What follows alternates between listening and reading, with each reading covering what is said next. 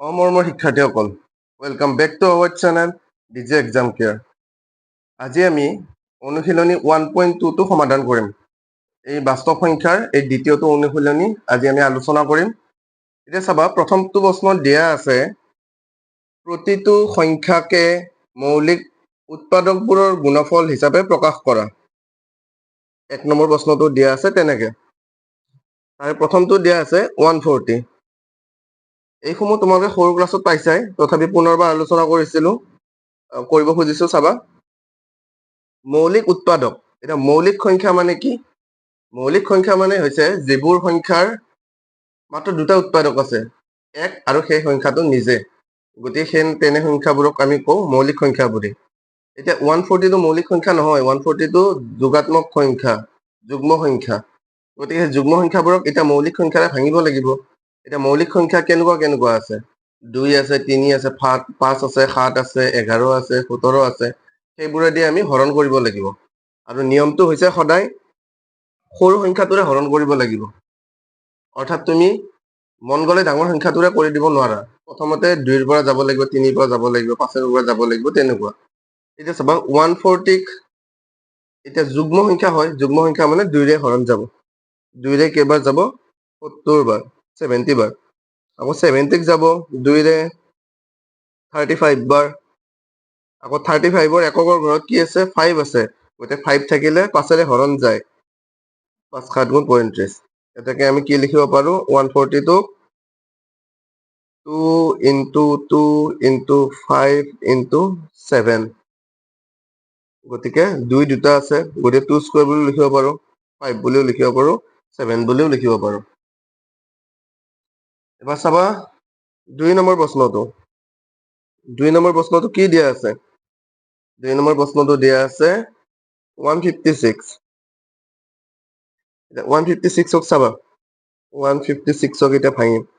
এইটো যুগ্ম সংখ্যা হয়। গতিকে যুগ্ম সংখ্যা যিহেতু হয়, গতিকে যুগ্ম সংখ্যা কিহেদি হৰণ যায়? 2ৰে হৰণ যায়। গতিকে আমি 2ৰে প্ৰথমতে হৰণ কৰিম। 2ৰে কেইবাৰ যাব? 78 বাৰ। 2ৰে কেইবাৰ যাব? 39 বাৰ। আকৌ 39টোক এতিয়া কিহেদি যাব? 2ৰেও নাযায়, 3ৰেও নাযায়, 5ৰেও নাযায়। এইটো যাব কিহেদি? 3 দি যাব। 3 13 গুণ 39। গতিকে আমি কেনেকৈ লিখিব পাৰো? 156টোক কি বুলি লিখিব পাৰো? 2 পূৰণ 2 পূৰণ 3 পূৰণ 13। আৰু ইয়াতে 2 কেইটা আছে? দুটা আছে। গতিকে 2 স্কোৱাৰ বুলি লিখিলো, 3 বুলি লিখিলো, আৰু 13 বুলি লিখি দিলো। এতিয়া চাবা, নেক্সটটো কি দিয়া আছে? 3। 3টো কি বুলি দিয়া আছে? 3825। এতিয়া 3825ক কিহেৰে হৰণ যাব? এককৰ ঘৰত যদি 5 থাকে তেনেহ'লে 5ৰে যাব। আৰু যদি 2ৰে প্ৰথমতে চাব লাগিব। 2ৰে প্ৰথমতে নাযায়, কাৰণ এইটো যুগ্ম সংখ্যা নহয়। এতিয়া 3ৰে যাব নেকি চাম। এতিয়া 3ৰে হৰণ কেনেকে যায় এইটো আমি বিভাজ্য হয়নে নাই নিয়মটো চাম। কেনেকে প্ৰথমতে যোগ কৰি চাব লাগিব। 3 8 11, 11 2 13, 13 5 18। এই যোগফলটোক 3ৰে নেওতাখন মাতিলে পাওঁ নেকি চাব লাগিব। পাওঁ, 3 6 গুণ 18। গতিকে যিহেতু মিলি গৈছে, আমি 3ৰেও এইটো হৰণ যাব। গতিকে আমি 5ৰে কৰাৰ আগত 3ৰে হৰণ কৰিব লাগিব। 3ৰে কেইবাৰ যাব? 1 2 7 5। আকৌ এইটো কিহেৰে যাব? এইটোক চাওঁ, 2ৰেতো নাযায়ে, যুগ্ম সংখ্যা নহয়। 1 2 3, 7 3 10, 10 5 15। 3 9টা মাতিলে 15 পাওঁ। গতিকে 3ৰে আকৌ যাব। 3 4 গুণ 12, 3 2 গুণ 6, 3 5 গুণ 15। আকৌ এইটো কি যাব? 2ৰেতো নাযায়, 3ৰে 4 5 6, 6 5 11। 3ৰে নাযায়, গতিকে 5ৰে যাব, কাৰণ একৰ ঘৰত 5 আছে। 5ৰে যাব 8 বাৰ, আৰু 2 থাকিল, 5 5 গুণ 25। আকৌ এইটোক 5ৰে যাব। 5ৰে কেইবাৰ যাব? 17 বাৰ। 17টো এতিয়া মৌলিক সংখ্যা, 17ক আৰু ভাঙিব নোৱাৰি। গতিকে ইয়াতে শেষ হৈছে। গতিকে 3825 মানে কিমান হ'ব? 3 কেইটা আছে? দুটা আছে। 5 দুটা আছে, আৰু 17 এটা আছে। গতিকে 3 স্কুৱেৰ ইনটু 5 স্কুৱেৰ ইনটু 17 বুলি লিখিব পাৰো। 4টো চাবা দেই। 4টো কি দিছে 4টো দিছে 5005 5005 এটা 5005ক কিহেৰে হৰণ কৰিম প্ৰথমে 5ৰে যাব 2ৰে নাযায় কাৰণ অযুগ্ম সংখ্যা 3ৰেও নাযায় 5 ৰ 10 হ'ল 10 নাপাওঁ আমি 3 নেওতা মাতিলে গতিকে 5ৰে যাব ডাইৰেক্ট 5ৰে কেইবাৰ যাব 5 × 5 দুটা শূন্যৰ জাগাত দুটা শূন্য দিলো আৰু 5 × 5 আকৌ কিহেৰে যাব 1001ক এইটো 2ৰে নাযায় অযুগ্ম সংখ্যা হবে 3ৰেও নাযায় কাৰণ একে একে 2 নাযায় তাৰপিছত চাবা 5ৰেও নাযায় একৰ ঘৰত 0 বা 5 নাই গতিকে 7ৰে যাব 7ৰে কেইবাৰ যাব 143 তাৰপিছত চাবা এইটো কেতিয়া কিহেৰে যাব এইটো 7ৰেও নাযায় এইটোক যাব 11 দি 11ৰে যাব 13 বাৰ 13টো মৌলিক সংখ্যা গতিকে আৰু ভাঙিব নোৱাৰো এতেকে 5005 টো কি লিখিব পাৰো 5 × 7 × 11 × 13 বুলি লিখি দিব পাৰো এতিয়া শেষত কি আছে আৰু এটা আছে 5 নম্বৰ 5 নম্বৰটো কি দিছিল 7429 এতিয়া 7429ক আমি ভাঙিব লাগিব চাবা দেই 7429ক কিহেদি যাব এইটো 17ৰে যাব মানে কৰি চালে গম পাবা 17ৰে যাব 437 বাৰ তাৰপিছত কিহেৰে যাব 19ৰে যাব 19ৰে কেইবাৰ যাব 23 বাৰ যাব 23টো মৌলিক সংখ্যা আৰু ভাঙিব নোৱাৰি এতেকে 7429 ইকুৱেল টু 17 × 19 × 23 বুজি পালানে শিক্ষাৰ্থীসকল মৰমৰ শিক্ষাৰ্থীসকল এইবাৰ আমি আহিছো 2 নম্বৰ প্ৰশ্নলৈ 2 নম্বৰ প্ৰশ্নটোত কি দিয়া আছে তলৰ অখণ্ড সংখ্যা কেইযোৰ লসাগু আৰু গসাগু উলিওৱা সত্যাপন কৰা যাতে লসাগু ইনটু গসাগু মানে সংখ্যা দুটাৰ পূৰণফল তাৰমানে LCM × HCF যদি কৰো সংখ্যা দুটাৰ মাল্টিপ্লিকেশ্যনটোৰ সমান বুলি কৈছে তোমালোকে এই বাস্তৱ সংখ্যাৰ 1.2ৰ ঠিক আগে আগে যিবোৰ আমাক সত্যাপনৰ বাবে যিবোৰ উপবাদ্য দিয়া আছে তাতে এটা উপবাদ্য পাইছাই যে মই কৈ দিছো উপবাদ্যটো শুনা যিকোনো দুটা অখণ্ড সংখ্যা A আৰু B ৰ ক্ষেত্ৰত গসাগু তাৰমানে HCF AB ইনটু লসাগু তাৰমানে LCM AB equal to A × B তাৰমানে যদি গসাগু আৰু লসাগু মানে LCM আৰু HCF দুটা যদি তোমালোকে পূৰণ কৰা তেতিয়াহ'লে সংখ্যা দুটাৰ পূৰণফলটোৰ সমান হ'ব আৰু সেইটোকে তোমালোকক এইটো উপবাদ্যত প্ৰমাণ কৰিব দিছে গতিকে আহা আমি প্ৰমাণ কৰো এতিয়া চাবা 2 নম্বৰ প্ৰশ্নটোত কি দিয়া আছে আৰু 1 নম্বৰটোত দিয়া আছে 26 আৰু 91 এতিয়া 26টো আৰু 91ক আমি ভাঙিব লাগিব যোনটো আমি 1 নম্বৰ প্ৰশ্নত কৰিলো মৌলিক উৎপাদকত ভাঙিব লাগিব দেই এতিয়া 26টোক তুমি কিহেৰে যাব প্ৰথমতে 2ৰে যাব 2ৰে যাব 13 বাৰ গতিকে 2ৰে 13 বাৰ গ'লে আমি আৰু ভাঙিব নোৱাৰো গতিকে ইয়াতে শেষ হৈছে আৰু 91টোক আমি কেনেকৈ ভাঙিব পাৰো 91টোক আমি ভাঙিব পাৰো 7ৰে 13 7 গুণ 91 এতেকে কি হ'ব 26 ইকুৱেল টু 2 × 13 আৰু 91 ইকুৱেল টু কিমান 7 × 13 এতিয়া চাবা লসাগু কিমান হ'ব লসাগু তাৰমানে LCM কিমান হ'ব আৰু গসাগু তাৰমানে HCF কিমান হ'ব এইটো চাবা দেই মই এতিয়া ওলাম এটা লসাগু কেনেকে ওলাই প্ৰথমতে আমি এই দুটাটো যে আছে এই দুটা চাবা কমন কি আছে চাবা উৎপাদক বিলাকৰ কমন কি আছে 13 কমন আছে গতিকে কমন থকা সংখ্যাটো এবাৰ লিখিম ঠিক আছে আৰু যি দুটা যিবোৰ সংখ্যা কমন নাথাকিব সেইবোৰো আমি লিখিব লাগিব যেনেকে 2টো আছে আৰু 7টো আছে গতিকে এইটো এনসাৰ কিমান হ'ব 13 7 গুণ 13 2 গুণ 26 আৰু 26 7 গুণ 182 হ'ব বুজি পালা আৰু HCF মানে কি হ'ব HCF মানে কমন থকাটো কমন কি আছে অকল 13 আছে এতেকে LCM into HCF কিমান পাবা 182 into 13 কিমান পাবা 182 into 13 2366 এটা পাৰ্ট কৰিলো আৰু এইবাৰ সংখ্যা দুটাৰ পূৰণফল মানে কিমান 26 into 91 এইটো 2366 পাবা গতিকে এইটো প্ৰমাণ হৈ গৈছে যে এতেকে LCM into HCF LCM মানে কি লসাগু HCF মানে গসাগু ইকুৱেল টু সংখ্যা দুটাৰ পূৰণফল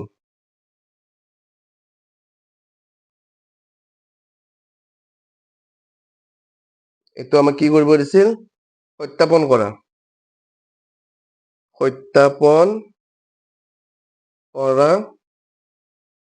হ'ল ঠিক আছে এবাৰ আমি আহিছো 2 নম্বৰ প্ৰশ্নটোলৈ 2 নম্বৰ প্ৰশ্নটো চাবা এতিয়া 2 নম্বৰ প্ৰশ্নটো কি আছিল 510 আৰু 92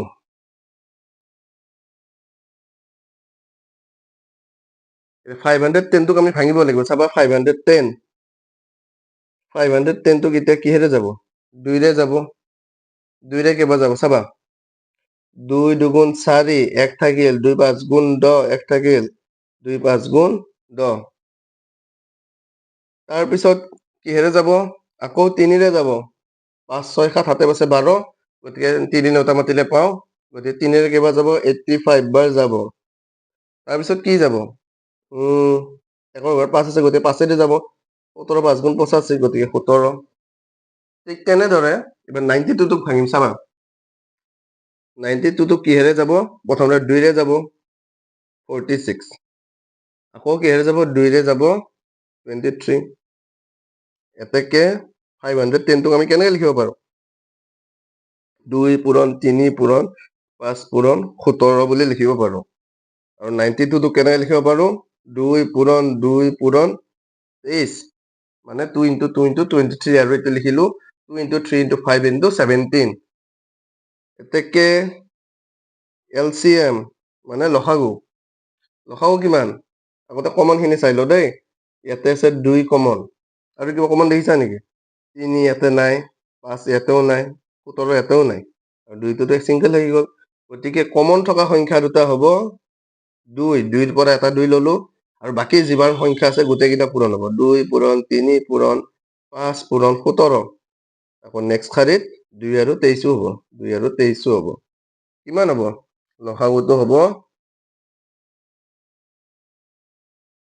23460 শিক্ষাৰ্থীসকল এইখিনি তোমালোকে কাষত পূৰণ কৰি চাব লাগিব যেহেতু আমাৰ অভিজ্ঞতা হৈছে যে পূৰণ অংকবোৰ আমি এনচাৰবোৰ কিছু গম পাওঁ কেতিয়াকৈ যেহেতু কৰি চাইছো এইবোৰ গতিকে তোমালোকে এই এনচাৰটো লিখি ল'ব পাৰিবা আৰু এইবোৰ পূৰণ কৰি চাব লাগিব তোমালোকে কাষত যেহেতু আমি পূৰণ কৰি দেখুৱালে ভিডিঅ'বোৰ আৰু দীঘল হৈ যাব আৰু অলপ আমনিদায়ক হ'ব গতিকে আমি পূৰণ ডাইৰেক্ট পাতি দিছো এনচাৰটো এতিয়া চাবা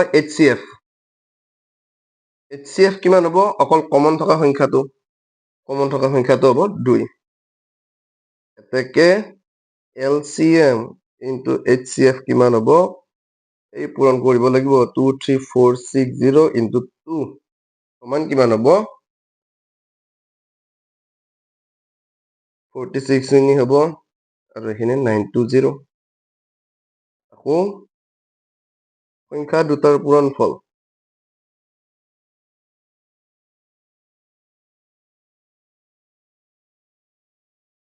510 আৰু এইটো 92 এইটো তোমালোকে 46920 পাবা এতেকে LCM into HCF সমান সংখ্যা দুটাৰ পূৰণফল সত্যাপন কৰা হ'ল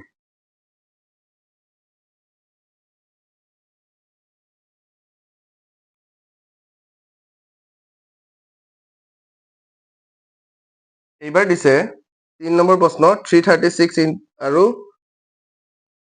54 336 আৰু 54 এতিয়া চাবা 336ক আমি ভাঙিব লাগিব মৌলিক উৎপাদক বিশ্লেষণ কৰি 336 কেইবাৰ যাব 2 ৰে যাব যুগ্ম সংখ্যা যিহেতু 168 বাৰ যাব।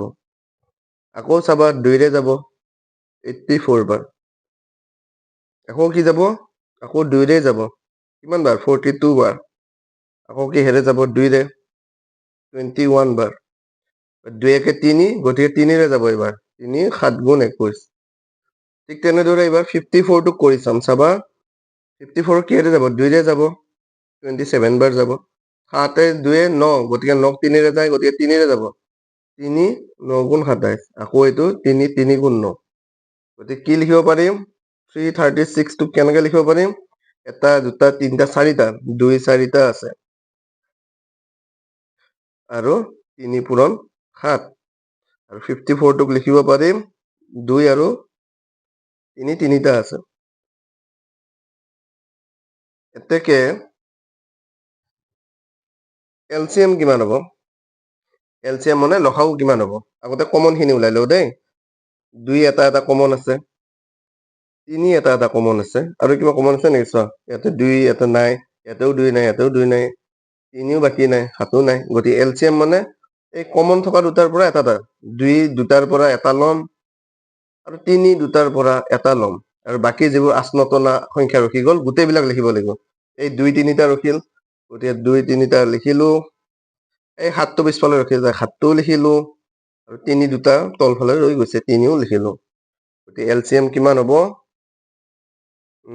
এলচিএম 3024। আকৌ এইবাৰ HCF চাম। চাবা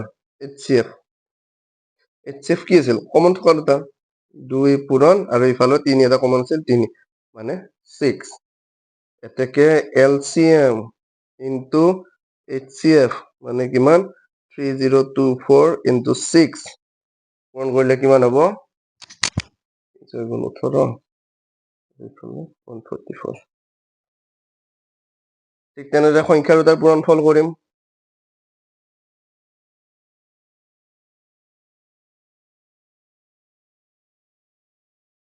সংখ্যা দুটা কি আছিল? 336 ইনটু 54 মানে এইটোৱে হ'ব 18144। এতেকে এলচিএম ইনটু HCF সমান সংখ্যা দুটাৰ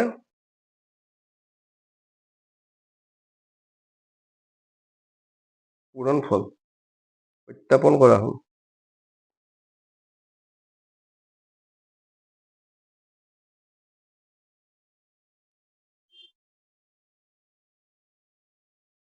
ইয়াতে আমাৰ 2 নম্বৰ প্ৰশ্নটোৰ সমাধান শেষ হৈছে।